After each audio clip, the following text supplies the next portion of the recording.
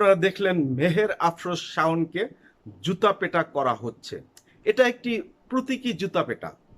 বাস্তবেও যদি আপনারা এই মেহের আফরোজ শাওনকে এভাবে জুতা পেটা করেন, তাতে শাওনের কিছুই যায় আসে না। কারণ শাওন বা শাওনদের মাঝে লজ্জা শরম বলতে কিছুই নাই।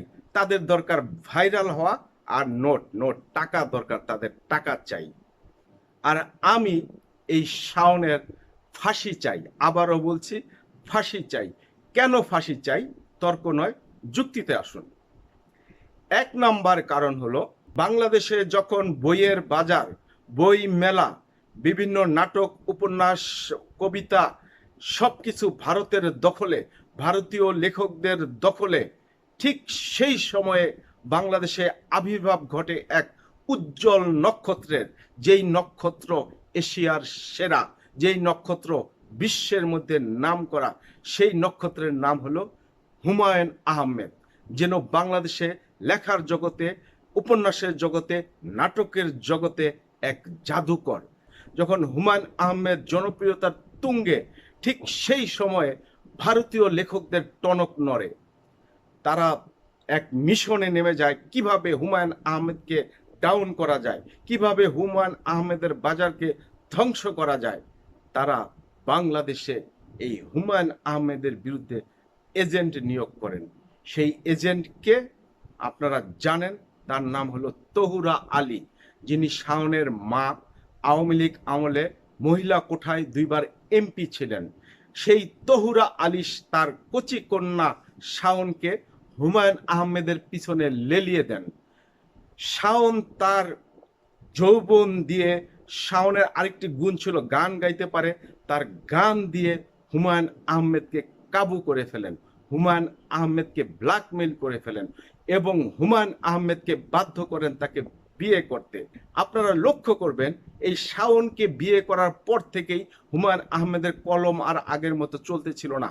হুমায়ুন আহমেদকে কিছুটা বিধ্বস্ত লাগতেছিল। হুমায়ুন আহমেদ কিছু প্রশ্নের সম্মুখীন হয়েছিলেন শাওনকে বিয়ে করাতে।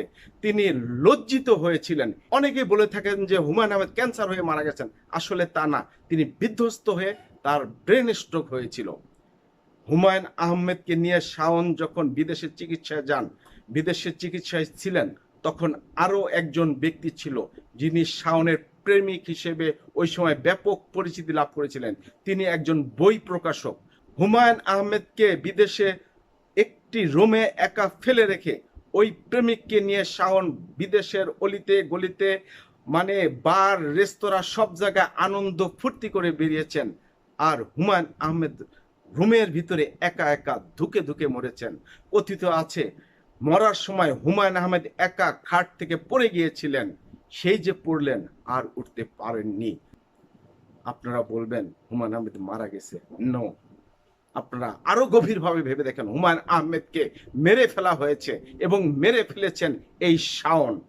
সুতরাং আমরা শাওনের ফাঁসি চাইতেই পারি, আমরা শাওনের ফাঁসি চাই।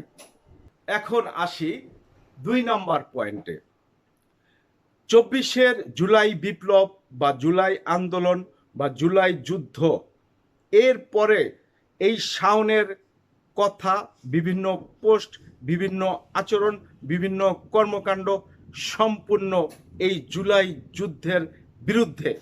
অর্থাৎ তিনি একজন জুলাই যুদ্ধ অপরাধী, তিনি একজন স্বৈরশাসক বা পতিত সরকারের দোসর। এটা একদম পানির মতো ক্লিয়ার।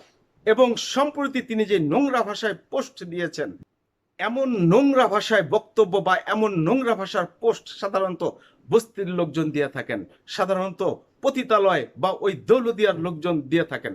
সেটা যাই হোক, এই ঘটনার পরে এটা আরো পানির মতো ক্লিয়ার যে শাওন একজন জুলাই যুদ্ধ অপরাধী।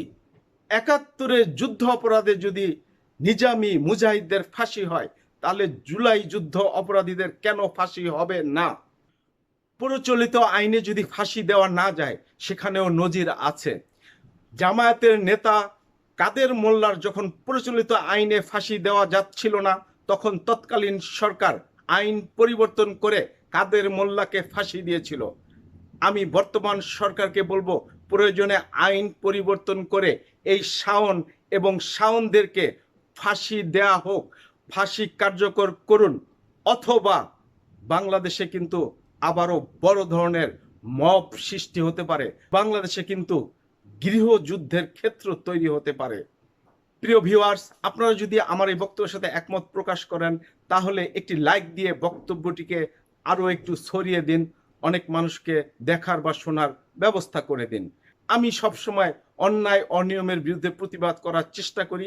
আমার এই ছোট্ট চ্যানেলটিকে ফলো দিয়ে আপনারা আমার সাথে এই অন্যায়ের বিরুদ্ধে প্রতিবাদে শরিক হন। ধন্যবাদ, ভালো থাকুন, সুন্দর থাকুন।